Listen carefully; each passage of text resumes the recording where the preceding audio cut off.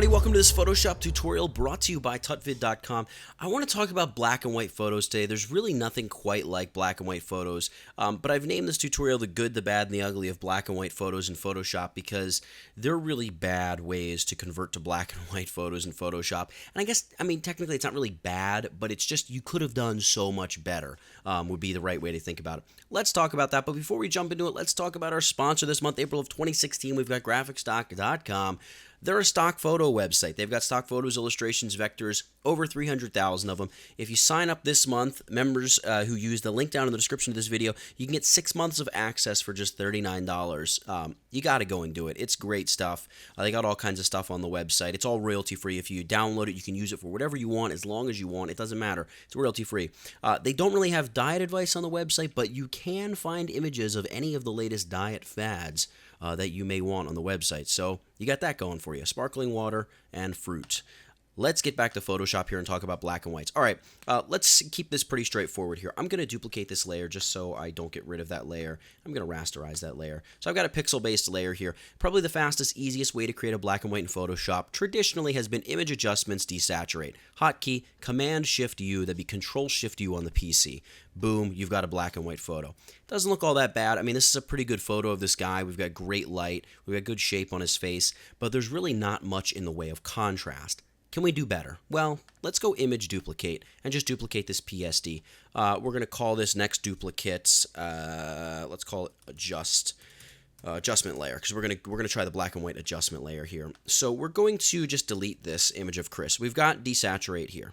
Let's play around with the black and white adjustment layer. All right, so right off the bat, it looks a little bit better. And what we can do is begin playing with our sliders. We know that in a Caucasian skin, in most people's skin really, there's a lot of red and yellow. So if we drop red, it's going to make his face a bit darker, which actually could be cool if you're doing like a coal miner or a construction worker's face, and you really want to emphasize the grit and the dirt and all of that in his face. That can be a cool thing to do. Yellow also is going to typically darken up the face. Actually, it's darkening up around the face a little bit. I kind of dig that.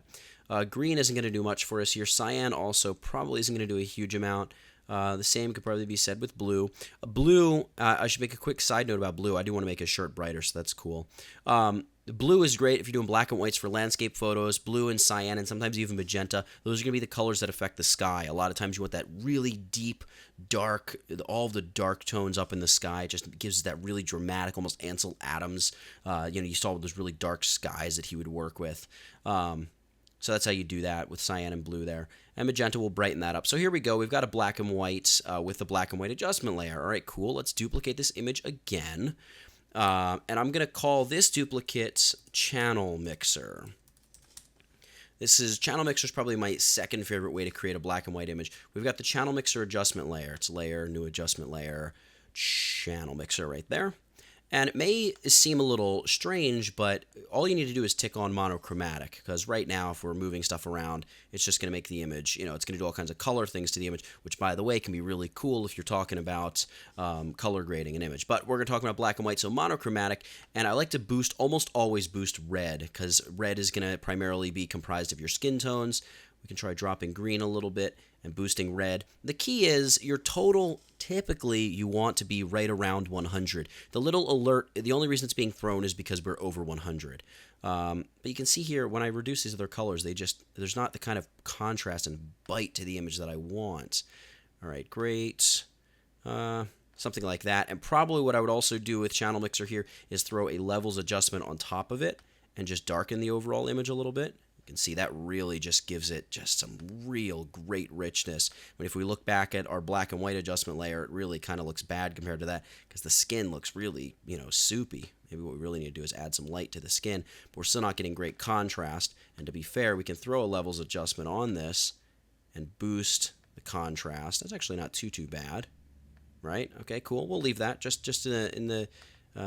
for the sake of being fair, but you can see Channel Mixer still brings out more contrast when it's paired with that levels adjustment. And now probably my favorite way to create a black and white image, duplicate, and we're going to call this grad map, because we're going to use a gradient map. So I'm going to delete these two options, and we're actually going to use a couple adjustment layers here, but it begins with a gradient map.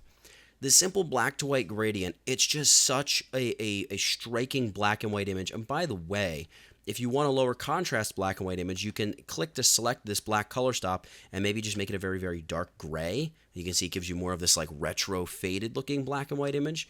If you want to increase the contrast of the blacks, you can just drag the black point over and it's going to really just increase the contrast. Obviously, that's way too much, but maybe I'll give it a little bump, and maybe I'll even give the highlights a little bump. You can see if I drag it too far, it blows everything out, but I can give it a little kiss there on the end, right? Just give it a nice little bump. And now what I think I want to do is go ahead and add a channel mixer on top of this, monochromatic. I like to pair up my black and whites a little bit and really blow out the highlights like that. And then I set this to the blend mode of multiply, and I just reduce the opacity kind of until I think it looks good.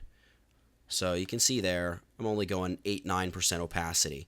But there we go. It looks pretty cool. Go back to the channel mixer, and channel mixer still looks really good, but the gradient map with the channel mixer still brings out even more contrast. So let's just do a 4 up here and look at all of these and compare them side by side. So we've got our initial.